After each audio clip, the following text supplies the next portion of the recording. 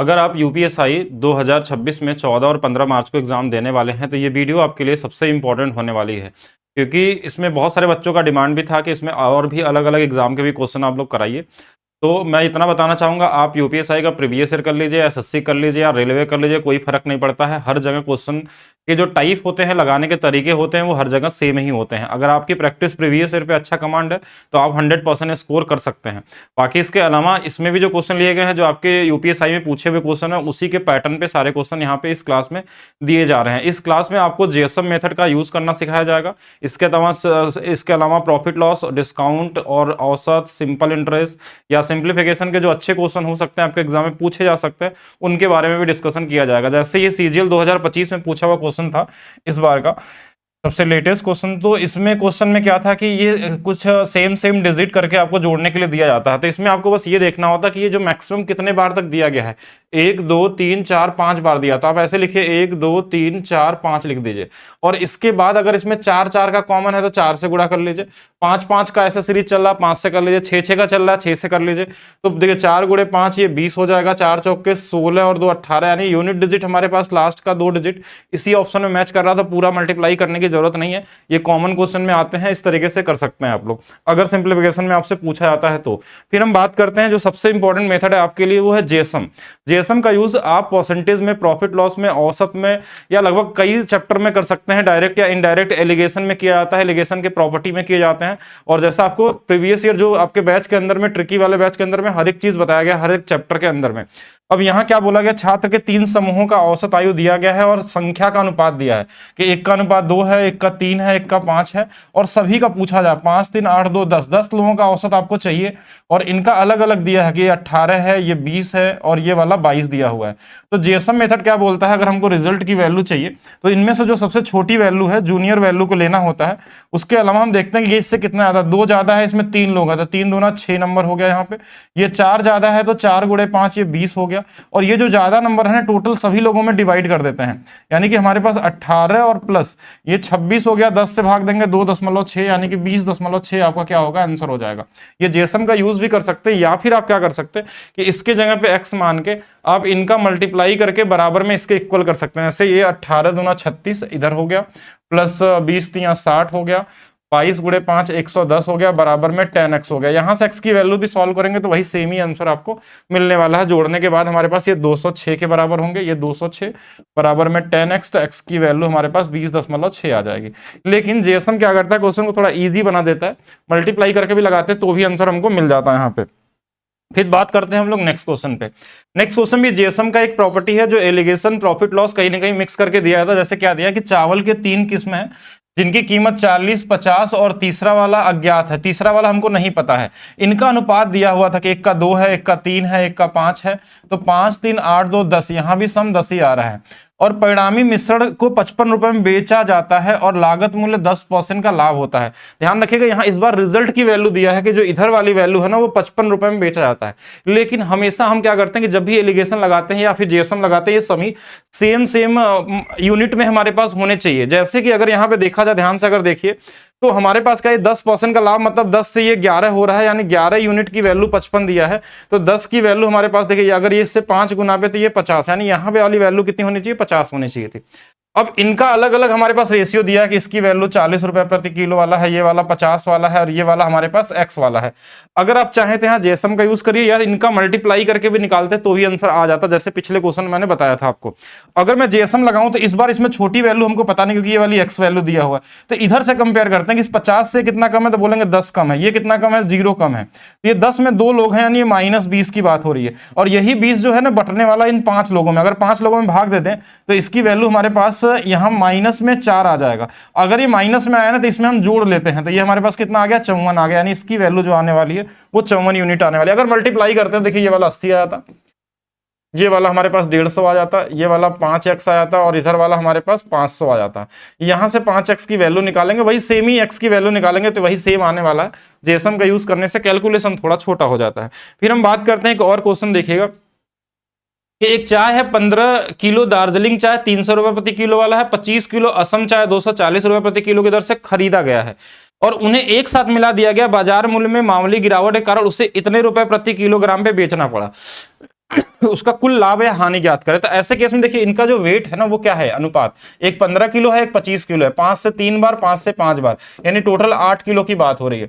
ये वाला जो प्राइस था वो 300 रुपए किलो वाला था, और ये वाला जो प्राइस था वो हमारे पास कितना था, 240 रुपए किलो वाला। अगर हम टोटल इसका मूल्य निकालें कि कितने रुपए में ये बेचा जाना चाहिए था, तो यहां से एक छोटी वाली वैल्यू को हम ले लेंगे कि 240 रुपए अगर हमारा मूल्य है, तो इससे ये ज्यादा कितना है, तो बोलेंगे 60 ज्यादा है। कितने लोग हैं, तो 3 लोग, तो 6 गुणे 3 18, इसको 8 लोगों में बांट देना है। तो ये 240 और प्लस इसको हम काट लेते हैं, तो 8 दूना 16 हो जाएगा, यहाँ बचा 8 दूना 16, 8 5 40, यानी 262.5 रुपए इसका क्रय मूल्य था, इसकी वैल्यू आ गई। लेकिन हमने इसको बेचा है 260 रुपए में, 260 रुपए में हमने बेचा है, तो यहाँ पे हमको हानि हुई है 2.5 रुपए की, ये 2.5 रुपए की हानि हुई। लेकिन क्वेश्चन में आपसे क्या बोला गया, कुल हानि कितनी हुई थी, देखिए उसका कुल लाभ या हानि की गणना करें। तो यहाँ तो लॉस होने वाला है, 2.5 रुपए का लॉस है, लेकिन कितने किलो कुल बेचे गए हैं, 15 यहाँ और 25 यहाँ, टोटल 40 किलो का सौदा हुआ है। तो 40 80 और ये हमारे पास कितना 20, यानी कितना हो जाएगा 100। तो 100 रुपए के हमारे पास क्या होने वाली, हानि होने वाली, यानी पहला वाला ऑप्शन क्या होगा यहाँ पे सही आंसर होने वाला। ये भी जीएसएम का एक छोटा सा एप्लीकेशन था। फिर चलते हैं नेक्स्ट क्वेश्चन की तरफ। अच्छा, नेक्स्ट क्वेश्चन चलने से पहले मैं बता दूं कि मेरा एप्लीकेशन है maths by DP sir official है, जिसपे अगले 24 घंटे के लिए, यानी कि अभी तक देखिए ऑफर चल रहा था, लेकिन अब लास्ट 24 घंटे के लिए हर एक बैच 89 रुपीज से मिल रहा है। आप यूपी पुलिस का अगर प्रैक्टिस लेना चाहते हैं, या कॉन्सेप्ट वाला बैच लेना चाहते हैं, या फिर आप रेलवे का या एसएससी का। इसके अलावा देखिए एसएससी का एक ट्रिक वाला बैच लॉन्च किया हम लोग, जो 16 मार्च से स्टार्ट होगा, ये 51 रुपए में अभी भी आपको मिल रहा है। जो लोग एसएससी के किसी भी एग्जाम की तैयारी कर रहे हो, जीडी का हो या दिल्ली पुलिस का हो या फिर आपका सीएचएसएल हो, सीपी हो, उन सबके लिए काम करने वाला है। फिर बात करते हैं नेक्स्ट क्वेश्चन की तरफ। नेक्स्ट क्वेश्चन प्रॉफिट लॉस का देखिएगा। ऐसे बहुत सारे क्वेश्चन आपके एग्जाम में पूछे गए थे कि एक थोक व्यापारी फैक्ट्री के लागत से 50% अधिक कीमत सीलिंग फैन का एक बैच खरीदता है, यानी कि 50% बढ़ाता है। 50% का मतलब होता है 1/2, दो वाले सामान को ये 3 रुपए में खरीदता है, फिर जैसे भी करता है। और फिर खुदरा विक्रेता 20% का छूट देता है। 20% का छूट मतलब 1/5, 5 वाले सामान को ये 4 रुपए में बेच देता है। फिर लागत मूल्य पे 40% मार्कअप करता है। मार्कअप का मतलब होता है कि बढ़ा दिया, फिर 5 वाला आप क्या करता है, इसको 2 रुपए बढ़ा के 7 रुपए लिख देता है। अच्छा, फिर अंत में 10% की छूट देता है, यानी 1/10, यानी 10 वाले सामान को 9 में बेचता है। यहाँ पे अगर हम चाहें तो देखिए जो नंबर जिधर कट जाए काट सकते हैं। 2 से ये 2 बार कट जाएगा, और कुछ कटेगा नहीं। 5 गुणे 5 25, और ये 250 रुपए हो जाएगा। थोड़ा इधर गुणा कर लीजिए, 3 दूना 6, 6 सत्ते 42, 42 गुणे 9 कर लेंगे, 9 दूना 18, 9 चौके 36, 1 37, यानी 378 रुपए। और ये अंततः ये बेचा गया था इतना, यानी इसकी वैल्यू क्वेश्चन में दिया है 18144। इसकी वैल्यू हमको निकालनी है। अब यहां से देखिए कैसे निकाल सकते हैं। पहला चीज कि 8 के टेबल में 4 कब कब आ सकता है, या तो 8 गुणे 3 24, 8 गुणे 3 24 में तो 4 बन सकता है, या 8 गुणे में हमारे पास 8 कर लेंगे, 8 गुणे 8 64, यानी तो भी 4 है, 3 गुना और 8 गुना दोनों पे आ सकता है। लेकिन ये लगभग कितने के बराबर होगा, अगर मैं इसमें 10 गुना कर दूं, यानी 100 गुना कर दूं, तो ये लगभग 37,800 हो जाएगा, समझिएगा। अगर मैं इसका 100 गुना कर दूं, तो ये लगभग इसका 37,000 समथिंग, लेकिन इसका ये आधा, यानी ये 50 गुना के आसपास होना चाहिए। अब 50 गुना में भी हमको देखना कि लास्ट में 8 या फिर 3 होना चाहिए, या तो 43 या तो 48। तो मेरे हिसाब से देखिए अगर 43 करेंगे तो कम हो जाएगा, 48 गुना कर लेंगे। इसमें भी 48 से कर लीजिए, तो 48 से गुणा करना, 25 का गुणा जब 4 बार करते हैं तो 100 आता है। ऐसे 12 चौक 48, यानी कि 12 बार करेंगे, यानी 1200, और इसके आगे एक जीरो लगा हुआ, तो 12,000 रुपए इसका क्या होगा, हमारे पास शुरू का कीमत रहा होगा 12,000 रुपए। तो ये भी कॉमन क्वेश्चन था। इसके अलावा कुछ क्वेश्चन ऐसे भी आपके एग्जाम में देखने को मिलेंगे औसत के, कि 11 संख्याओं का औसत दिया है, प्रथम 5 का औसत दिया हो, अंतिम 5 का दिया हो, छठी का आपको निकालना हो। तो इसमें इस केस में आपको ऐसा नहीं कि पूरा गुणा करके सॉल्व करना है, आप इनका यूनिट देखिए, 8 गुणे 1 8 आ जाएगा। अच्छा, इसमें हमको घटा देना, जैसे इस 5 संख्या तो 5 3 15, यानी 5 यूनिट डिजिट आएगा। इसमें भी 5 है, 5 दूना 10, इसका यूनिट डिजिट आएगा। तो 8 में से 5 चला जाएगा, जो भी आंसर आएगा उसका यूनिट डिजिट 3 आएगा। और ये तभी हम ये रूल अप्लाई करेंगे जब हमको दिख जाएगा कि ऑप्शन में सभी के सभी यूनिट डिजिट अलग अलग है। अगर अलग अलग नहीं होंगे तो पूरा भी मल्टीप्लाई कर सकते हैं। 11 गुणे 68, माइनस में 5 गुणे में 63, प्लस हमारे पास 5 गुणे में 72, ये हमने करना था। लेकिन हमने बस यूनिट डिजिट लगाया क्योंकि यूनिट डिजिट अलग था, नहीं तो डिजिटल सम का भी यूज कर सकते हैं। बाकी मल्टीप्लाई करना बहुत आसान सा टास्क है। कुछ सिंप्लीफिकेशन में ऐसे भी क्वेश्चन आपको दिखाई दे सकते हैं। देखिए ऐसा क्वेश्चन बड़ा सीरीज वाले आते हैं, यानी कि देखेंगे जैसे यहाँ 8 है तो यहाँ 8 है, ये 7 है, ये 7 है, ये 6 है, ये 6 है, 5 है, 5 है, मतलब ये सभी कट जाते हैं कहीं ना कहीं आपस में। सिर्फ इधर वाला बचता है, इधर वाला 3। अगर ये माइनस साइन है ऊपर जाएगा तो प्लस बन जाएगा, ये वाला भी माइनस है तो ऊपर जाएगा क्या बन जाएगा, प्लस बन जाएगा। और आंसर कितना आ जाएगा, 5 आ जाएगा। तो 5 आपका यहाँ पे क्या होगा, राइट आंसर होने वाला। अगर मान लीजिए प्लस में रहता तो ये माइनस में आता है और ये वाला प्लस में रहता तो माइनस से घट के 1 भी हो सकता है, डिपेंड करता है क्वेश्चन में कैसा दिया है। ऐसे क्वेश्चन का लॉजिक क्या होता है कि जब इनके स्क्वायर का जो डिफरेंस है ना 1 होता है, जैसे इस 3 का स्क्वायर 9, 8 का रूट 8 का स्क्वायर 8, इनका अंतर 1 है, यहाँ 8 7 का अंतर 1 है, 7 6 का अंतर 1 है, तो ये जाके आपस में कट जाते हैं। ये अगर अंतर 1 है तो ऊपर जाके ये प्लस में हो जाएंगे और ये माइनस इसको माइनस बना देगा, ये प्लस इसको चेंज करेंगे, बीच वाले सारे कट जाते हैं कहीं ना कहीं। तो ये कॉमन क्वेश्चन में आते हैं। एक सिंप्लीफिकेशन का और क्वेश्चन देख लेंगे, कहीं ना कहीं अलजेब्रा सिंप्लीफिकेशन का मिक्स क्वेश्चन है। एक्स की वैल्यू दिया, वाई की वैल्यू दिया, अगर ऐसे केस में अगर इनका योग जैसे 5 3 8 है और यहाँ पे 8 2 10 है, अगर ये ऑलरेडी पहले से ही हमारे पास ये वाला बड़ा दिख रहा तो ये बड़ा हो जाएगा। लेकिन अगर इनका योग अगर हमारे पास सेम आता कि यहाँ भी 8 यहाँ भी 8, तो क्या करते हैं इनका गुणा कर लेते हैं, जैसे 8 दूना 16 और 5 3 15, तो ये वाला 16 तो भी बड़ा है तो ये वाला बड़ा हो जाता। इतना ही करना होता है इसमें, यानी कि वाई का मान जो होगा वो ग्रेटर देन क्या होगा, एक्स होगा। फिर हम बात करते हैं एक क्वेश्चन और आपके नंबर सिस्टम मिल सकता है कि इस तरीके से नंबर को कि आपको इसको असेंडिंग या डिसेंडिंग या लार्जेस्ट नंबर या लार्जेस्ट फ्रैक्शन या स्मॉलेस्ट फ्रैक्शन आपसे पूछा जा सकता है एग्जाम में। ऐसे केस में इसको 2-3 तरीके से कर सकते हैं। एक तो डिवाइड करके कर सकते हैं, अगर मान लीजिए आपको लगे कि डिवाइड करना थोड़ा सा बड़ा नंबर होता तो डिवाइड करते हैं, या फिर हम अप्रॉक्स देखते हैं कितना आने वाला है, तो या इनके बीच के डिफरेंस से भी निकालते हैं हम लोग, कई तरीके से सॉल्व करते हैं। लेकिन अगर बहुत इजी नंबर है तो आप परसेंटेज बदलिए, जैसे परसेंटेज सब लोगों ने पढ़ा होगा कि 1/9 की वैल्यू हमारे पास 11.11 होती है, अगर इसमें 5 से गुणा कर देंगे 55.55 हो जाएगी। 1/7 की वैल्यू आपने पढ़ा होगा 14.28 होती है, तो ये लगभग 57 समथिंग आ जाता है, 3 जो भी आता है। 3/5 आपको पता होना चाहिए 60% है, 2/3 है लगभग 66.66। तो ये बढ़ते हुए क्रम में तो है ही, देखिए 55 है, 57 है, 60 है, तो यही वाला सीरीज आपका आंसर हो जाएगा। और ये शुरू कौन से वाले में, इस वाले में है, यानी ये सेम ही पैटर्न आपको पहले से दिया गया था, बाकी डिफरेंस देख के भी आप बड़ा छोटा निकाल सकते हैं। अगर क्वेश्चन मान लीजिए थोड़ा अलग मिल जाए, 5/9 है, 4/7 है, 3/5 है, 2/3 है, यहाँ पे डिफरेंस 1 का है, यहाँ डिफरेंस 2 का है, यहाँ डिफरेंस 3 का है, यहाँ डिफरेंस 4 का है, तो इन सबसे कटने वाला एक हम एलसीएम ले लेते हैं, इससे 12 है तो ये इससे 3 बार में कट जाएगा, तो 3 5 15, ये 15 हो जाएगा। ये इससे 4 बार में कट रहा था, 4 चौके ये 16 हो जाएगा। ये 6 बार में कट रहा, 6 × 3 18 हो जाएगा। ये 12 बार में कट रहा तो 12 दूना 24 हो जाएगा। तो यहाँ से भी देखिए ध्यान से, बढ़ते हुए क्रम में ही हमारे पास है, डिफरेंस से भी जा सकते हैं आप लोग। नेक्स्ट क्वेश्चन, सिंप्लीफिकेशन में ये भी क्वेश्चन आपको देखने को मिल सकता है और एसएससी में पूछा गया था, ऐसा जरूर नहीं कि यूपीएससी में आए, लेकिन हाँ ये आपके एग्जाम के पैटर्न का हिस्सा हो सकता है। ऐसे केस में हम देखते हैं कि इनका एक ऐसा फैक्टर बनाते हैं जिनका डिफरेंस 1 का हो, क्योंकि इनके आगे 1 रहता है, ये 1 है 1 है। अगर यहाँ मान लीजिए 2 और 2 लिखा रहता, वैसे क्वेश्चन आते नहीं आपके एग्जाम में, तो 2 का डिफरेंस बनाते हैं, तो ये 3 और 2 का हमने गुणा किया, जिनको गुणा करने में 6 और अंतर 1 का आ गया, तो जो बड़ा वाली वैल्यू वो आंसर हो जाता है। और इस केस में एक चीज का ध्यान है, अगर ये माइनस सिंबल रहता तो छोटा वाला आंसर होता, ठीक है, और बड़ा अगर प्लस की वैल्यू हो तो बड़े वाले नंबर को हम लोग क्या करते हैं, आंसर लेते हैं। एक क्वेश्चन और देखेंगे, इलेक्शन वाले क्वेश्चन तो आपके एग्जाम में मिल सकते हैं, बड़े इजी, मतलब हर बार आपको देखने को मिलते हैं, पिछले बार भी पूछे गए थे, इस बार भी देखने को मिलेंगे। इसमें भी 2 टाइप के क्वेश्चन आते हैं, आपको बता भी दिया गया था पहले से कि एक चुनाव में 80% योग्य मतदाताओं ने अपने वोट डाले। 80% का मतलब है कि 4/5, मतलब 5 में से 4 लोगों ने वोट डाला, 5% अवैध हो गया, 5% यानी 1/20, यानी कि 20 में से 1 वोट अवैध हो गया, तो सही कितना रहा होगा, 19 रहे होंगे। विजयी उम्मीदवार को इतने वोट मिले जो कुल वैध मतों का 60% है। 60% का मतलब 3/5, 5 में से 3 वोट इसको मिला है। तो चलिए जो जिधर कट जाए उसको काट भी सकते हैं, जैसे 4 से ये 5 बार में कट गया, 5 × 5 25, 125, 125 में से इसको 57 वोट मिले, लेकिन क्वेश्चन ने बोला नहीं 114 है, इसके आगे 2 जीरो, देखिए इसी का ये 2 गुना दिया है, इजी नंबर दिया 200 गुना पे, तो इसमें भी आपको बस 200 से मल्टीप्लाई कर देना है, 250 के आगे 2 जीरो लगा देना है, यानी आंसर कौन सा वाला सही होगा, सी वाला आपको क्या होगा, राइट आंसर होने वाला है। चलिए और भी देखते हैं क्वेश्चन को। एवरेज का ये बहुत अच्छा क्वेश्चन है, ऐसे क्वेश्चन आप देखेंगे यूपीएससी हो, रेलवे हो, हर जगह आपको देखने को मिलेगा। एक कक्षा में 40 छात्रों की औसत आयु 16 वर्ष है। जब एक नए छात्र प्रवेश लेता तो औसत बढ़ गई, किसी के आने से औसत बढ़ गया, इसका मतलब ये 16 वर्ष से उसकी ज्यादा उम्र रही होगी, इससे तो ज्यादा आंसर रहेगा। अगर घट जाता तो 16 से कम आंसर रहा होता, तो 16 से ज्यादा 0.2 बढ़ा, और इसमें कितने लोग रहे होंगे, 41 लोग। बोलेंगे 41 कहां से आ गए, तो 40 ही थे, तो एक जो गया होगा वो मिलके 41 हो गया, 41 का इसमें गुणा कर देंगे तो लगभग 8.2 से औसत से ज्यादा वो एज लेकर आया था, 24 कितना हो जाएगा, 2 हो जाएगा, ये इसका आंसर हो जाएगा। तो ये भी कॉमन क्वेश्चन में आते हैं। चलिए नेक्स्ट देखते हैं और टाइप। कुछ क्वेश्चन ऐसे भी देखेंगे, एक डीलर एक टेलीविजन का अंकित मूल्य से क्रय मूल्य से 20% अधिक करता, 20% अधिक का मतलब 1/5, 5 वाले को हमने 6 रुपए लिखा, 15% की छूट देता है, यानी कि ये 3/20 होता है, तो 20 वाले सामान को हम 3 छूट दे देंगे तो 17 रुपए में बेचेंगे, यानी 100 का सामान होगा तो हम 102 रुपए में बेचेंगे। तो कितने का लाभ हो गया हमको, तो यहाँ पे 2 रुपए का लाभ हो गया। 2 बराबर क्वेश्चन में दिया है 300 का लाभ है, ये इसका 150 गुना पे है, तो इसमें भी 150 से सिर्फ गुना कर लेना है और आपका आंसर आ जाएगा 15,000।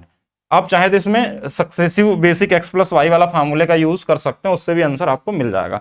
नेक्स्ट क्वेश्चन देखिएगा। नेक्स्ट क्वेश्चन में क्या दिया गया था, एक व्यापारी एक वस्तु के अंकित मूल्य इस प्रकार अंकित किया करता है कि उसके क्रय मूल्य से 25% अधिक है। 25% अधिक का मतलब 4 से 5 है। फिर खरीदार ने 10% और 20% की दो छूट दी। 10 का मतलब 1/10 है, यानी कि 10 से ये 9 हो जाएगा। 20% का छूट का मतलब होता है 1/5, यानी 5 से हमारे पास कितना है, 4 है। जो जिधर कट जाए काट, जैसे ये 5 से 5 कट गया, 4 से 4 कट गया। ओवरऑल हमारे वाला 10 वाला सामान 9 में बेचा गया है, 1 रुपए की हानि हुई है। एक बराबर क्वेश्चन में हानि दिया है 400, यानी ये सामान रहा होगा 4000 का। अब 4000 का सामान है, आपसे क्रय मूल्य पूछा नहीं है, क्वेश्चन में पूछा गया है कि अंकित मूल्य निकालिए। तो जो 4000 का सामान था, इसी को शुरू में बोला गया था ना 25% अधिक लिखा गया था। इसका 25% अधिक मतलब 5/4 निकाल देना, यानी 5000 आपका आंसर हो जाएगा। मतलब इसको 25% बढ़ा देना है। 4000 का 25% 1000 रुपए जोड़ देंगे तो भी हमारे पास कितना आ जाएगा, 5000 आ जाएगा। तो आंसर क्या होगा, ऑप्शन नंबर ए वाला हो जाएगा। एक और इजी क्वेश्चन है कि एक दुकानदार को एक वस्तु को 125 रुपए की हानि हुई, यदि हानि प्रतिशत 5% था। 5 का मतलब 1/20, यानी 20 वाला सामान 19 में बेच रहा था, हानि कितने की, 1 बराबर क्वेश्चन में कितना है, तो 125 है। तो हमारे पास 20 बराबर कितना हो जाएगा, 125 का डबल 250 और 0 यानी 2500। ऐसे भी लिख सकते थे कि 5% की जो वैल्यू है 125 है, हमको 100% निकालना है। ये इसका 25 गुना पे है, तो ये भी 25 गुना पे होता है। वही सेम ही चीज है, किसी भी तरीके से लिख लीजिए, आंसर आपको सेम ही मिलने वाला है। नेक्स्ट देखते हैं। एक जूस विक्रेता शुद्ध संतरे के जूस में पानी मिलाता है। यदि वह मिश्रण को शुद्ध संतरे के जूस के लागत मूल्य पर बेचता है और उसे 20% का लाभ कमाता है, तो मिश्रण में पानी और शुद्ध संतरे का जूस का अनुपात, देखिए जब 20% वो कमा रहा है लाभ, इसका मतलब 100 रुपए में 20 उसका क्या हिस्सा है, पानी है, और 100 क्या रहा होगा, उसमें जूस रहा होगा, जो भी है। तो इसमें ये मिलाया होगा, यानी इनका अनुपात 1 और 5 का आ जाएगा। यार नॉर्मली ऐसे क्वेश्चन में हमेशा इसके फ्रैक्शन को लिख देंगे, यही अनुपात आता है। जो छोटा वाला होता है वो पानी का, और बड़ा वाला जो होता है जूस का। अब पहले पानी बोला गया है तो ये 1, और शुद्ध संतरे की बात करेगा तो 5। तो ये इसमें ये आंसर ना करके ये वाला करिएगा। अगर शुद्ध संतरा पहले लिया होता तो इसको आंसर में लिखते हैं हम लोग, ठीक है। ये कॉमन क्वेश्चन में आते हैं। एक फल विक्रेता लागत मूल्य 25% की हानि पे सेब बेचता है, वास्तविक वजन से 20%। देखिए ये डिसऑनेस्ट शॉपकीपर वाला क्वेश्चन है, ये बहुत कॉमन से क्वेश्चन में आते हैं। 5% का हानि मतलब 1/20, यानी 20 वाले सामान को हम 19 में बेचते हैं। 20% कम वजन, यानी इसका मतलब होता है कि 5 ग्राम है तो 4 ग्राम देंगे। लेकिन जब भी हम वेट को प्रॉफिट लॉस के साथ लिखते हैं तो हमेशा उल्टा लिखते हैं, यानी कि यहाँ तो लाभ कमाया होगा ना, 4 वाले को 5 में बेचा होगा। अब यहां से कुछ कट जाए तो काटे जाए, 5 से 4 बार में, यानी 16 वाले सामान को 19 में बेच रहा है। कितने का लाभ हो रहा है, 3 का लाभ 16 पे हो रहा है। कितना होता है, 18.75%। कैसे पता, 1/16। इसे परसेंटेज में आपको पहली क्लास में बताया गया था कि 1/16 की वैल्यू हमारे पास होती है 6.25। 3/16 की जो वैल्यू होती है परसेंटेज में कई बार 18.75 होता है। 5/16 की वैल्यू होती है 31.25। 9/16, ये चारों आपको ध्यान रखना है, इसमें से कोई भी आपको कहीं ना कहीं यूज करने को मिल सकता है आपके इस बार भी क्वेश्चन के अंदर में। चलिए नेक्स्ट देखते हैं। एक दुकानदार ने एक वस्तु को उसके लागत मूल्य से 25% अधिक अंकित किया, सेल के दौरान 10% की छूट दी। इसमें बेसिक सक्सेसिव भी लगा सकते हैं, रेशियो भी लगा सकते हैं कि 25 बढ़ाया था फिर 10 का छूट दिया था, फिर 25 गुणे में 10/100 कर लेंगे, यानी ये हमारे पास 15% आ जाएगा। 25 से ये 4 बार में, 4 से ये 2.5 बार में, यानी इसमें 2.5 और घटा लेंगे, 12.5% का हमारे पास लाभ हो जाएगा। या रेशियो से करते तो देखिए 4 वाले सामान को हमने 5 लिखा था, फिर 10 वाले को हमने 9 में बेच दिया। जो कट जाए काट लीजिए। या तो 40 की वैल्यू हमने 45 में बेची है, कितने का लाभ हो रहा है, 5 का। किस पे हो रहा है, 40 पे। 1/8, 1/8 कितना होता है, 12.5%। चलिए नेक्स्ट क्वेश्चन देखेंगे। एक दुकानदार अपने माल को लागत मूल्य से 60% अधिक अंकित करता है। 60% को हम क्या लिखते हैं, 3/5। तो 5 वाले सामान को हमने 8 रुपए लिखा। फिर अंकित मूल्य में 25% की छूट देता है, ये 1/4 होता है, यानी 4 वाले सामान को हम 3 रुपए में बेच रहे हैं। यानी कि अगर हम 20 वाला सामान है तो इसको हम 24 रुपए में बेच रहे हैं, ठीक है। अभी तक यही है यहां तक। लेकिन क्वेश्चन में क्या बोला, यदि वह 150 रुपए अतिरिक्त नगद छूट भी देता है, यानी कि इसमें हम एक और 150 रुपए अगर घटा दें, 150 रुपए घटा दें, तो 14% का ही लाभ होता है। 14% का लाभ का मतलब हमारे पास अगर ये 100 का सामान है तो हम 114 में बेच रहे हैं, यही हम बेच रहे हैं। लेकिन इसमें बीच में हमारे पास 150 रुपए जो दिया ना, ये यूनिक नंबर है। लेकिन आप खुद से सोचिएगा कि ये सामान 20 वाला 24 में बेच रहे हैं, लेकिन क्वेश्चन में बोला नहीं 100 वाला सामान हम 114 में बेच रहे हैं। तो इसका मतलब क्या होगा कि ये सीपी दोनों जगह सेम कर लेते हैं। अगर इसको मैं 100 बना दूंगा तो अगर मैं 5 से गुणा कर दूं तो ये 24 गुणे 5 120 हो जाएगा। यानी 120 वाला सामान 114 में बिक रहा है, यानी कि कितने का डिफरेंस है, तो बोलेंगे 6 यूनिट का। ये कितने किसके वजह से हो रहा है, इस 150 रुपए का, 6 बराबर 150, ये इसका 25 गुना पे है, तो सीपी भी निकालना है तो 25 गुना पे 2500 हो जाएगा, या यहां से निकालेंगे तो भी 2500 आ जाएगा, कहीं से भी निकाले जो दोनों जगह सीपी सेम है। नेक्स्ट क्वेश्चन देखेंगे। एक दुकानदार ने वस्तु पे 50% अधिक अंकित किया, उसने ग्राहक को 10-20 के 2 क्रमिक छूट दी, 80 रुपए का लाभ हुआ, तो वह ग्राहक को किस मूल्य पे बेचा। तो ये भी वही कॉमन सा क्वेश्चन है। 50 का मतलब 1/2, 2 वाले सामान को 3 में बेचा, 10 वाले सामान पे छूट देके 9 में, 5 वाले को 4 में, गुणा करना चाहें तो 10 दूना 20, 25 100 हो जाएगा, और 9 गुणे 27 गुणे 4 108 हो जाएगा। कितने का यहाँ लाभ हो रहा है, तो बोलेंगे 8 का। क्वेश्चन में बोला 80 का, इसके आगे 1 गुना किया गया है तो इसके आगे भी 1 मतलब 10 का गुना कर लेते हैं, 1080, यही आपका आंसर हो जाएगा। तो ये भी इजी था। नेक्स्ट क्वेश्चन देखेंगे। एक निश्चित राशि 2 वर्षों में इतना और 3 वर्षों में इतना, अगर ये सीआई पे हो रही है, क्वेश्चन में दिया नहीं है कि सीआई दिया तो नॉर्मली बस देखते कितना बढ़ा, तो बोलेंगे 640। 640 अगर 6400 का कितना है तो आप बोलेंगे 10% है। अगर एसआई पे देता तो हमको क्या करना होता कि 2 साल पहले फिर जाना पड़ता कि अगर एसआई देता तो क्वेश्चन में क्या होता कि 600 साल ही 1 साल बढ़ा है तो 2 बार में कितना बढ़ जाएगा, 1280 बढ़ जाएगा। 1280 को इसमें घटा देंगे तो कितना आ जाएगा, 5120 रुपए आ जाएगा। तब हमारा 640 कितना होगा ये आपको निकालना होगा 1/8, तो आंसर क्या होता है 12.5% होता। लेकिन क्वेश्चन में क्या है कि सीआई ने दिया ना एसआई दिया है, तो हम अब आंसर में 12.5 दिया नहीं तो हम इसी को मान लेते हैं। हो सकता है कि टाइपिंग मिस्टेक रही हो या कहीं लिखा है सीआई, क्या नहीं दिया तो छोड़ देते हैं। चलिए एक क्वेश्चन और सिंपल इंटरेस्ट में आपके एग्जाम में मिल सकता है, ये वाला क्वेश्चन कई बार रिपीटेड क्वेश्चन है तो इसको ध्यान देंगे सभी लोग कि राहुल ने पहले 3 वर्षों के लिए 5% यानी 5 या 15% यहां से ब्याज मिलेगा, अगले 5 वर्षों के लिए 7% यानी कि 35% यहां से, और 8 वर्षों से आगे की अवधि के लिए 9 यानी कि अब इससे आगे जो रहेगा 9% लगने वाला। कितने वर्ष के लिए किया गया है एक बार देखेंगे, 10 वर्षों के लिए, तो 3 वर्ष यहां हो गया, 5 5 3 8 वर्ष, 8 वर्ष देखे 35 और 15 ये 50 तो हो गया यहीं तक, प्लस अब इसके आगे 2 साल और बचा, अब 9% का रेट लगेगा, 9 दूना 18% और लगेगा, यानी कि टोटल हमारे पास 68% का ब्याज मिलने वाला है, जो 6800 के बराबर क्वेश्चन में दिया हुआ है। यानी इसका 100 गुना तो 100% की वैल्यू भी है, बस इसके आगे 0 लगा लीजिए, यानी 10,000 कितना हो जाएगा आपके पास, राइट आंसर हो जाएगा। एक और क्वेश्चन देखते हैं। 10,000 रुपए पे 2 वर्ष 6 माह के लिए 10% प्रति वर्ष की दर से संयोजित चक्रवृद्धि ब्याज ज्ञात कीजिए।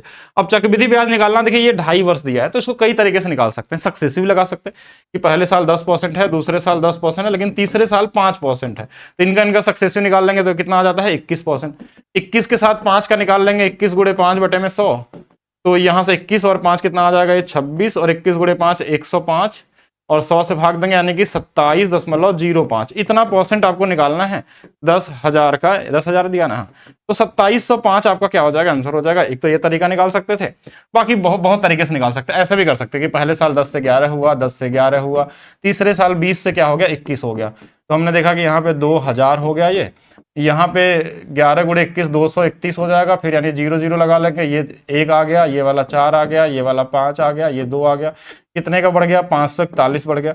इसकी वैल्यू क्वेश्चन में 10,000 दिया हुआ है, इससे 5 गुना, तो ये भी 5 गुना पे कर लेंगे, वही सेम ही चीज आपको मिलने वाली 2705 वाला। चलिए नेक्स्ट देखते हैं हम लोग।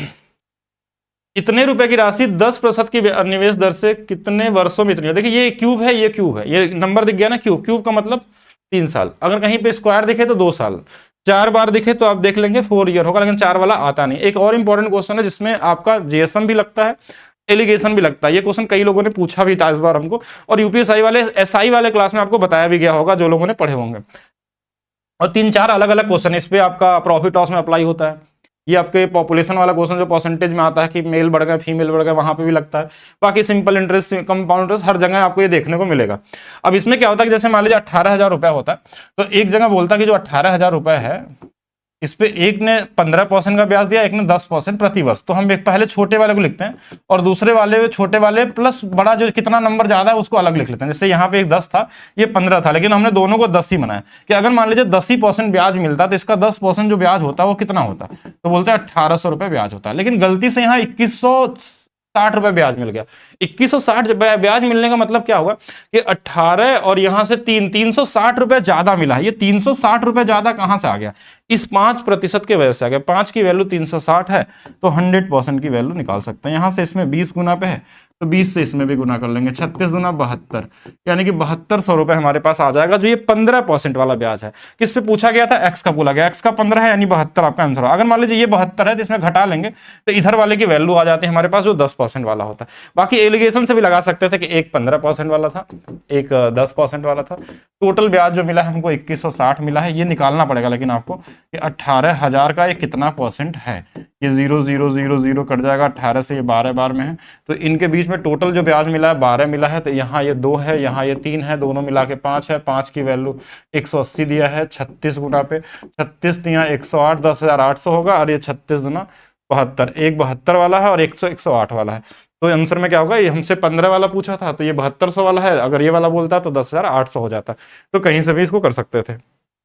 नेक्स्ट, किसी धनराशि पे 18% प्रति वर्ष की दर से 1.5 वर्ष का चक्रवृद्धि ब्याज। देखिए 1.5 वर्ष का चक्रवृद्धि मतलब पहले साल तो 18% है, दूसरे साल 9% लगेगा, यही तो होगा। तो इनको लगा लीजिए सक्सेसिव, 18 + 9, 18 गुणे में 9/100, 18 9 27 प्लस 18 9 162, और ये आ जाएगा हमारे पास 28.62%। इसकी जो वैल्यू क्वेश्चन में दिया है 2862, तो ये इसका देखिए 100 गुना पे है।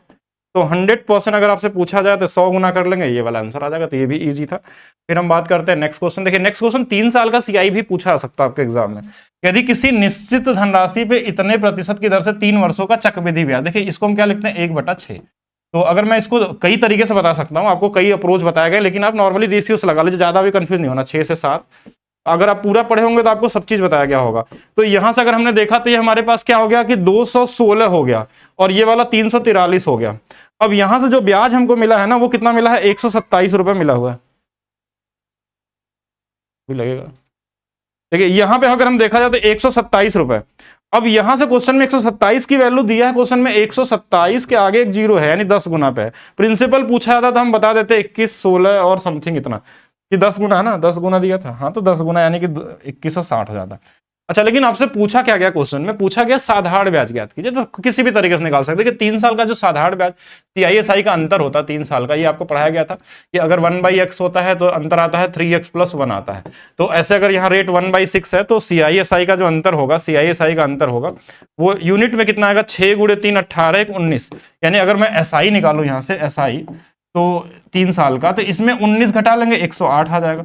अब इसमें भी 10 गुना कर लेंगे यानी 1080 हो जाएगा। ऐसे भी कर सकते हैं, पूरा ऐसा नहीं कि पूरा सॉल्व करने के पीछे जाइए। अंतर पूछता तो हम इसमें भी हम क्या कर लेते हैं, 10 गुना कर लेते हैं, और 190 हमारे पास सीआई का अंतर होता अगर पूछता तो। बाकी इसको लगाने के और तरीके होते हैं, इस तरीके से भी लगा सकते थे कि सीआई 3 साल का होता है 3x² + 3x + 1, इससे लगा सकते हैं। अंतर जो होता है सीआईएसआई का 3 साल वाला वो 3x + 1 होता है, यानी इसको इसमें घटा लेंगे तो एसआई जो होगा वो हमारे पास 3x² हो जाएगा। अब यहां से देखिए, अब नॉर्मली कर सकते थे, x का स्क्वायर कितना था, कहाँ गया हमारे पास 6, 6 का स्क्वायर 36 × 3 108, यानी जो भी एसआई आने वाला वो 108 के मल्टीप्लीकेशन में आएगा, पहला ऑप्शन हो जाता। ये वाला अगर हम करते तो 127 आता, इसकी वैल्यू दिया रहता, इसकी वैल्यू निकाल लेते, डिफरेंस पूछता तो ये भी निकाल सकते थे। और भी और तरीके से लगा सकते हैं, पास्कल ट्रायंगल क्या क्या बहुत सारी चीजें। एक कॉमन क्वेश्चन ये भी देखने को मिल सकता है आपके एग्जाम में, कहा जाता है कि एक राशि चक्रवृद्धि ब्याज के साथ 5 वर्षों में 2 गुनी हो जाती है, यानी 1 से 2 होने में 5 वर्ष लगते हैं। तो 2 से 4 होने में फिर से 5 वर्ष लगेंगे, 4 से 8 होने में 5 वर्ष लगेंगे, 8 से 16 होने में 5 बार, 16 से 32 होने में 5 साल। अब ये चलता रहेगा, लेकिन हमको 8 ही गुना तक बोला गया, तो हमको 5 5 5 ये 15 साल लग जाएंगे। बाकी आप 5 का मल्टीप्लीकेशन भी देख सकते थे, क्योंकि ये 5 वर्षों में चल रहा है, तो 5 के मल्टीप्लीकेशन में आंसर आएगा। तो ये सब तो आंसर वैसे भी नहीं थे आपके एग्जाम के हिसाब से। चलिए नेक्स्ट देखते हैं। रेशियो में एक बेसिक क्वेश्चन भी आपके एग्जाम में देखने को मिलेगा इस तरीके से कि A B B C C D का अनुपात दिया है और आपसे ए और डी का अनुपात पूछा गया है। मतलब देखिए ऐसे ए बी का अनुपात दिया है, ये लिखना नहीं है आपको एग्जाम में, बस देखिए मैं लिख दे रहा हूं यहाँ पे कि बी और सी का अनुपात 2 3 है, आपको डायरेक्ट सोचना है। आपको सी डी का अनुपात 4 और 5 का है। अगर आपसे पहले और अंतिम वाले को पूछे देखिए ये इससे कट गया, ये इससे कट गया, बस यहाँ क्या बचा, ए और डी का। अगर यहाँ भी कुछ कटता है तो काट सकते, नहीं तो 7 दूना 14, 14 चौके 56, 5 या 15 5 75, यही आपका आंसर हो जाएगा। ऐसा भी कर सकते हैं। एक क्वेश्चन और देखेंगे, बड़ा ही इंपॉर्टेंट क्वेश्चन था इस बार एसएससी में। ऐसे क्वेश्चन कई बार आपके एग्जाम में पूछे गए थे, ये थोड़ा सा नया पैटर्न पे दिया गया था, लेकिन बेसिक रेशियो ही है ये भी। देखिए एक बैग में लाल, रेड, ब्लू और ग्रीन कलर के अनुपात में मार्बल दिए गए थे। और फिर क्या हुआ कि इसमें 20 जोड़ा गया तो ये वाला 4 हो गया, इसमें 15 जोड़ा गया नीले वाले में तो ये 5 हो गया, और ये वाला 7 हो गया। और इसमें कितना जोड़ा गया ये नहीं बताया गया था, अज्ञात संख्या था, किसमें, ग्रीन वाले में अज्ञात था। तो मार्बल की संख्या ज्ञात की जो इसमें जोड़ा गया होगा। तो बेसिक देखिए 2 रेशियो वाला आपने पढ़ा था पहले भी, जैसे 2 रेशियो में क्या था कि मान लीजिए 3-4 का अनुपात में आय है, खर्च करने के बाद उनके इन एक्सपेंडिचर का अनुपात 4-5 है, इसने 20 रुपए खर्च किए थे, इसने 15 रुपए खर्च किए थे। तो ऐसे केस में हम क्रॉस प्रोडक्ट मेथड लगाते थे, कैसे कि इनका गुणा करते थे। देखिए 5 3 15 और 4 चौके 16, 1 यूनिट। अब यहाँ पे 15 चौके 60, 20 25 100, यानी 1 यूनिट की वैल्यू 40 है, 1 बराबर 40 तो 4 बराबर 160 हो जाएगा। मतलब यहां से निकाल सकते थे कि ये वाला 160 यूनिट है। अगर 4 बराबर 160 यानी कितने गुना पे किए थे, 40 गुना पे, तो 6 चौके 24, ये वाला 240 रहा होगा। इसका भी चाहे तो इसका भी निकाल सकते, लेकिन जरूरत है नहीं। हम ब्लू वाले में देखें तो ब्लू में 15 मार्बल और डाले गए थे, अगर 15 इसमें डालेंगे तो ये वाला कितना रहा होगा, 175 रहा होगा। 160 यहाँ है तो अब 175, 5 बराबर 175, 35 गुना पे, तो 35 का गुना इसमें भी कर लेंगे। तो 7 पचे 35 के 5, 7 गुणे 3 21 और 24 यानी 245 हो गया। कितना डाला गया तो बोलेंगे 5 मार्बल इसमें और डाला गया था। आंसर क्या होगा, 5 हो जाएगा। तो ये कॉमन क्वेश्चन है। और कभी कभी रेशियो में कुछ इस तरीके से भी क्वेश्चन देखने को मिल सकते हैं आपको। ए बी का अनुपात दिया, ऐसा पूछ ले तो जहां ए का मान जो है, जैसे ए का मान 5 है तो यहाँ 5 रख दिया, 5 छक 30। बी का मान 3 है तो 3 दूना 6, ये इतना ही करना है आपको। फिर यहाँ पे अच्छा ये CND रूल से भी लग सकता था, लेकिन हम लिख दिए तो ऐसे कर लेते हैं, 30 ये वाला और माइनस में 6, तो ये 36 हो गया और ये 24 हो गया। 12 से 3 बार, 12 से 2 बार। तो ऐसे कुछ कॉमन क्वेश्चन भी देखने को मिल सकते हैं आपको, और मिलेंगे, ध्यान रखिएगा, हमेशा ऐसा नहीं कि मुश्किल वाले ही क्वेश्चन मिलेंगे। नेक्स्ट क्वेश्चन, ये तो आपको पढ़ाया भी गया था अलग से। 75 लीटर मिश्रण में दूध पानी का अनुपात 3:2 है, 15 लीटर मिश्रण निकाल दिया गया, तो अब 3:2 का जो अनुपात होगा वो 60 ही लीटर बचेगा। क्योंकि देखिए जब मिश्रण से आप कोई भी चीज निकालते हैं, एक साथ निकालते हैं, तो अनुपात कभी नहीं बदलता, यानी जो बचा हुआ 60 लीटर होगा ना, वो भी 3:2 के अनुपात में होगा। ये इससे 12 गुना पे है, तो 12 गुना, अभी ये वाला 24 होगा और ये वाला 36 होगा। अब इसमें ऐड क्या किया है, 10 लीटर दूध ऐड किया गया, यानी ये वाला 10 लीटर बढ़ा दिया गया, तो ये 46 हो गया, ये अभी भी 24 रहा होगा। इन्हीं का अनुपात पूछा गया है, बस यही नहीं पूछा गया मिश्रण में दूध पानी का अनुपात। ये 23 और 12 का अनुपात हो जाएगा, 23 और 12 का अनुपात। तो कॉमन क्वेश्चन। हाँ, एक क्वेश्चन ये भी देखेंगे, ये सीजीएल नहीं, इसके अलावा यूपीएससी 2017 में भी पूछा गया था। हमने क्या बोला था, जो क्वेश्चन आपके एग्जाम में पूछे गए हैं पहले से, उसी पे बेस क्वेश्चन आपको यहाँ पे दिया गया है सारे के सारे। अब इसमें जैसे दिया है कि 10 और 12 है, सेम डेटा पे क्वेश्चन आया था बट डेटा अलग था। अब बोला गया था इसमें क्या घटाया जाए कि समानुपात हो जाए, तो ऐसे केस में आप क्या करते हैं, इनका अंतर लिखते हैं। जैसे ये 3 का अंतर है, इनका अंतर हमारे पास 4 का है, लेकिन हमको क्या करना होता है कि इनके डिफरेंस को बराबर, जैसे यहाँ पे डिफरेंस 1 का है, यहाँ पे डिफरेंस 3 का है, तो ये सेम होना चाहिए। तो इसमें 3 से गुणा कर लेते हैं ऊपर में और 3 से इसमें। अब ये बन गया, देखिए 9/12 बन गया। अब इसमें क्या घटाया जाए तो बोलेंगे इसमें 4 घटा लीजिए, इसमें क्या घटाया जाए तो 4 घटा लीजिए। आप चाहें तो इससे भी कंपेयर कर सकते थे कि 10/12 से और इसको 3/4 कंपेयर करते कि यहाँ 2 का डिफरेंस, तो यहाँ 2 का बनाना पड़ता, 2 से गुणा करते तो ये 6, ये वाला 8, तो यहाँ भी देखिए 4 का अंतर है और यहाँ भी 4 का अंतर है, तो 4 हमको क्या करना होगा, घटाना होगा, जिससे ये समानुपात बन जाएंगे। कॉमन क्वेश्चन, ऐसा नहीं कि बेसिक्स इसको लगाने में टाइम अपना वेस्ट कर दीजिएगा। एक पार्टनरशिप का क्वेश्चन भी देख लीजिए, ऐसे क्वेश्चन भी मिल सकते हैं। ABC के व्यवसाय जो थे, इस अनुपात में इन्होंने निवेश किया और कुल लाभ दिया गया। अगर क्वेश्चन में टाइम के बारे में कोई जानकारी नहीं दी गई है, तो जो हमारा निवेश का अनुपात होता है वही लाभ का भी होता है। तो इनको सीधा सीधा काट लीजिए। देखिए ये वाला हमारे पास 40, ये वाला 60, ये वाला 10, तो ये 2, 3 और 5 का अनुपात है। तो 5 3 8 2 10, 10 बराबर 40,000 है। एक का हिस्सा बोला गया है, तो ये भी हमारे पास 4 गुना पे, देखिए ये इससे 4000 गुना पे है, तो ये भी 4 गुना 8000 हो जाएगा। तो आंसर क्या होगा, 8000 हो जाएगा। और चेक कर लेते हैं, और भी क्वेश्चन है। हाँ, एक क्वेश्चन और देखेंगे सभी लोग कि ए अकेले एक काम को 12 दिनों में कर सकता है। A can do a piece of work in 12 days and B can do the same work in 18 days. जब ए बी कार्य करने के लिए सहमत है तो सी के मदद से 5 दिनों में कर सकते हैं। देखिए ए और बी और सी तीनों अगर मिल जाए तो 5 दिनों में हो सकता है। इनसे कटने वाला कोई नंबर ले लीजिए, क्या ले लें, 36 से 5 180 लेना पड़ेगा। ये इससे 15 बार में, ये इससे 10 बार में, ये इससे 36 बार में। यानी देखिए जो ये इफिशियंसी होती है ना, यही पैसा है इनका 7200 रुपये। ये इससे 200 गुना पे है। अच्छा, इसमें देखेंगे ध्यान से कि इसमें ए की वैल्यू 15 है, बी की वैल्यू 10 है, तो इसका बचा 11। 15 10 25 11 36 हो जाएगा। किसका पूछा गया होगा, सी का ही पूछा था। देखिए इस 11 से कटने वाला नंबर आएगा तो ये आंसर होगा। 200 गुना है तो 200 का गुना भी कर सकते हैं, ये 2200। ये बड़ा इजी और कॉमन लेवल है, लगभग आप रेलवे में देखेंगे तो भी क्वेश्चन आया था, सीजीएल में भी आया था। इसमें और अच्छे लेवल क्वेश्चन बनते हैं जो क्लास में कराया गया है, लेकिन मेरे हिसाब से तो अभी ईजी वाले ही पूछे जाएंगे आपके एग्जाम में। कुछ कॉमन क्वेश्चन देखिए टाइम एंड वर्क में इस तरीके से भी देखने को मिलेंगे आपको। कैसे कि जैसे ये बोलता क्वेश्चन में काम का कितना हिस्सा बचा है, ठीक है। अगर ये आपसे पूछा जाए तो ऐसे क्वेश्चनों में आपको हमेशा कि ये 8 दिनों में करता है, यानी एक दिन में 1/8 करता होगा। अच्छा, दूसरा वाला 12 दिनों में करता तो 1/12 किया होगा। 3 दिन तक 7 काम के, बस 3 से गुणा कर लीजिए, 3 से गुणा कर लेंगे, देखिए इनको जोड़ लेंगे, ये हमारे पास 24 और यहाँ से 3 और यहाँ से 2, 5/24 काम, और 3 दिनों में कितना काम करेंगे, तो 5/8 काम इन्होंने कर लिया है, 5/8 काम कर लिया है। कितना बचा है, अगर ये पूछा गया कितना हिस्सा बचा है, तो इस 5 में से 8 में से 5 हो गया तो 3/8 बचा होगा। कितना हो गया पूछता तो 5/8 होता। तो आंसर दोनों में से कुछ भी पूछा जा सकता है, उसको देख लेंगे कि आपके एग्जाम में क्वेश्चन आता है। एक और क्वेश्चन बड़ा अच्छा क्वेश्चन है, और ये क्वेश्चन यूपीएससी 2017 में भी था, इसके अलावा सीजीएल 2013 में पूछा गया था, इसके अलावा सीजीएल आप देखेंगे 17-18 कहीं एक बार और भी देखा गया था। सेम क्वेश्चन है, सेम ऑप्शन है, सब कुछ है, और 2025 में भी आया था। क्वेश्चन रिपीटेड वाला क्वेश्चन है, इसको आप इक्वेशन बना के भी लगाते हैं, वैल्यू पुटिंग से भी लगाते हैं। जैसे क्वेश्चन में क्या होता है कि ए और बी किसी काम को 12 दिनों में कर सकता है, बी और सी काम को 16 दिनों में कर सकता है, इसके अलावा तीसरा डेटा नहीं देता इसमें।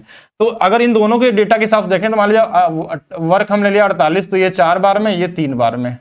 अब लेकिन इसके बाद क्वेश्चन बोला कि ए 5 दिन काम करता है, बी 7 दिन काम करता है और सी 13 दिन काम करता है, तो ये काम पूरा हो जाता है। तो अब अकेले सी का या बी का या ए का पूछा आता है, काम है कितना, 48 काम। अब हमको ये नहीं पता कि ए बी सी की इफिशियंसी कितनी है, क्योंकि क्वेश्चन में दिया नहीं है। ए बी सी का ना निकाल सकते हैं हम, क्योंकि यहाँ पे देख ए बी दोनों का दिया हुआ, यहाँ बी और सी दोनों का, तो हम यहाँ से दोनों का कॉमन लेके लगाते हैं तो आंसर आ जाता है। लेकिन आप वैल्यू पुटिंग भी कर सकते हैं, अगर वैल्यू पुटिंग अगर दिख जाए तो कर सकते हैं। तो बेसिक भी मैं बताता हूं कैसे करते हैं। जैसे मान लीजिए सी की वैल्यू हमने 2 ले लिया, इसकी 1 ले लिया, अगर 1 ले लेंगे तो इसका 3 आ जाएगा। लेकिन ये चेक करना होगा जो वैल्यू हमने खुद से लिया है, ऐसा नहीं कि वैल्यू आपको चेक करना पड़ेगा ये सही है कि नहीं है। हमने ए का 3 लिया तो 5 × 3 15 काम होगा, बी का 1 लिया तो 7 काम हो जाएगा, सी का है तो 26 हो जाएगा। तो 26 और 15 41, 7 48, ये फॉलो कर गया कि हाँ 48 आ गया। तो अब सी का पूछा जाए तो 48 काम को, सी की क्षमता 2 है, यानी 24 दिन में करेगा। अगर ए का पूछा जाए तो 48 है और सी का ए का क्षमता कितना है, 3 है, तो ये कितना आ जाएगा, 16 दिन आ जाएगा। अगर आपसे बी का पूछा जाए तो बी 48 है, इसकी क्षमता 1 है, तो 48 दिनों में काम करेगा। तो यहाँ पे जो आंसर होगा, सी का पूछा गया था ना, सी का, तो ये वाला 24 आ गया। लेकिन अगर मान लीजिए वैल्यू पुटिंग नहीं कर पाते एग्जाम में, तो कैसे करना है, आपको ऐसे लिखना होता है 5A, तो यहाँ 5B लिखना पड़ेगा। देखिए अगर ये पहला वाला 5A है तो इसके साथ 5B लिखेंगे, लेकिन तो भी यहाँ 2B बच गया, हमारे पास 2B बच गया। अब इस 2B के साथ आपको 2C ही लिखना पड़ेगा आगे वाले में। ये बराबर कर, बचा कितना हमारे पास, C कितना बचा, 13 में से 2 निकल गया तो 11C बच गया। अब बराबर में 48 है। अब यहाँ पे इसलिए हमने लिखा ऐसा क्योंकि हमको कंबाइंड एफिशिएंसी पता थी, ए और बी की कंबाइंड एफिशिएंसी कितनी है, 4, और यहाँ 5 कॉमन हो जाएगा, 5 चौके 20, ये वाला 20 हो गया। यहाँ पे देखिए 2 कॉमन हो जाएगा, बी सी की कंबाइंड एफिशिएंसी कितनी है, 3, तो 3 दूना 6, ये 6 आ जाएगा, प्लस 11C बराबर में 48। तो 11C की जो वैल्यू आ गई, 26 घटा लेंगे इसमें से तो 22 आ जाएगा, तो C की वैल्यू 2 आ गई। अब C की वैल्यू 2 आ गई तो 2 में 48 से भाग दे देंगे तो C की वैल्यू भी निकाल सकते हैं, ऐसे भी कर सकते हैं, लेकिन आप वैल्यू पुटिंग से भी लगा सकते हैं। अच्छा क्वेश्चन है, ध्यान रखिएगा, सेम क्वेश्चन के साथ आया था। एक हवाई जहाज 5 घंटे में 240 किलोमीटर प्रति घंटा गति से एक निश्चित दूरी तय करता है। उसी दूरी को सिर्फ 1 घंटे में तय करने के लिए उस गति को कितना उड़ाना होगा। देखिए ये जो दूरी है 24 × 5 है 120, 1200, 1 घंटे में तय करेंगे, ये स्पीड हो जाएगी। तो ये भी इजी था, कुछ कॉमन क्वेश्चन ऐसे भी आते हैं। एक ये भी क्वेश्चन ध्यान रखिएगा, ये क्वेश्चन आपके एग्जाम में देखने को मिल सकता है। क्या है क्वेश्चन, एक व्यक्ति शहर ए से भी यात्रा करता है, यदि 50 किलोमीटर प्रति घंटा गति से यात्रा करता है वह 1 घंटा पहले पहुंचता है, और जब 30 की गति से यात्रा करता है तो 1 घंटा देरी से पहुंचता है। यानी स्पीड का अनुपात कितना है, 50 और 30 का। इसको हम 5-3 भी लिख सकते हैं। ये अगर स्पीड है तो टाइम का अनुपात 3 और 5 का हो जाएगा। इनके बीच का अंतर 2 यूनिट है, और यहाँ टाइम में देखिए 1 घंटा कहीं पहले है और 1 घंटा देरी है, यानी डिफरेंस कितने का रहा, 2 घंटे का। 2 बराबर 2 घंटा, तो 3 बराबर 3 घंटा, 5 बराबर 5 घंटा। डिस्टेंस निकालना तो स्पीड इंटू टाइम या स्पीड इंटू टाइम, कहीं से भी कर सकते। 50 × 3 150 आ जाएगा, या 30 × 5 भी 150 आ जाएगा। तो 150 किलोमीटर क्या थी हमारे पास दूरी थी। तो ये लगभग आपके टाइम डिस्टेंस, यानी लगभग हमने जो भी इंपॉर्टेंट टॉपिक के क्वेश्चन थे उनको सारे बता दिया। इसको पढ़ के बिल्कुल जाएंगे आप सभी लोग, और ये 100% फिक्स है कि इस वाले क्लास से भी आपको 2-3 क्वेश्चन देखने को मिल जाएंगे कल वाली क्लास में। वो किसी न किसी शिफ्ट में आपको क्वेश्चन दिखाई देंगे। बाकी आप सभी लोग अच्छे से मेंटली पहले फ्री होकर जाना एग्जाम देने। आपको सबसे जरूरी चीज़ है कि आप नॉर्मली सोचना है, बहुत ज़्यादा आपको पहले से परेशान होकर नहीं जाना, नहीं तो जो पता चला याद है वो भी भूल जाएगा। तो कॉमन तरीके से जाइए, क्वेश्चन पे पहले से टेंशन नहीं लेना है, हर एक चीज़ इजी आने वाली है। जो आपको पढ़ाया गया है, जो भी यूपीएससी ट्रिक वाले बैच से क्लास किए हैं, वो 100% अगर आप मेंटली फ्री होकर जाएंगे तो आप सारे क्वेश्चन बना लेंगे। कुछ भी एक्स्ट्रा नहीं मिलने वाला है, डिजिट बस चेंज होगा, बाकी जितने भी कॉन्सेप्ट आपको पढ़ाया गया है ना, उसके अलावा कुछ भी नहीं आ सकता है। ये 100% है, और बाकी कल परसों में आपको पता चल जाएगा जिन लोगों ने सही से पढ़ा होगा। बाकी वीडियो को लाइक करिए, शेयर करिए, कमेंट करिए। मिलते हैं नेक्स्ट वीडियो में, यानी कि कल हम लोग जैसे एग्जाम होगा, एक बार आप सभी लोग, मैं यहाँ दे भी दे रहा हूँ, जो लोग यहाँ तक वीडियो को देखे होंगे, तो जिनका भी एग्जाम होगा पहले शिफ्ट में, वो इस नंबर पे अपने क्वेश्चन का जो मैथ्स क्वेश्चन होगा उसका फोटो भेजेंगे, जिससे कि उसका हम लोग जल्दी से जल्दी आपको क्वेश्चन का सलूशन करवा सकें, जिससे आगे वाले शिफ्ट में उसका फायदा मिल पाए। बाकी नेक्स्ट भी कई जगहों पे उसका यूज हो पाएगा। बाकी आपको भी आइडिया लगेगा किस तरीके से कितने क्वेश्चन आपने सही किए हैं। तो जो लोग का भी होगा, जो लोग पेपर दे रहे हैं, वो इस नंबर पर क्या करेंगे, अपना फोटो भेजेंगे बाद में एग्जाम से बाहर निकलने के बाद कि कैसा पेपर था, और उसके हिसाब से हम लोग उसका सलूशन कराएंगे और क्या क्वेश्चन आ सकता है वो आपको बताया जाएगा। तो मिलते हैं नेक्स्ट वीडियो यानी कल वाले में।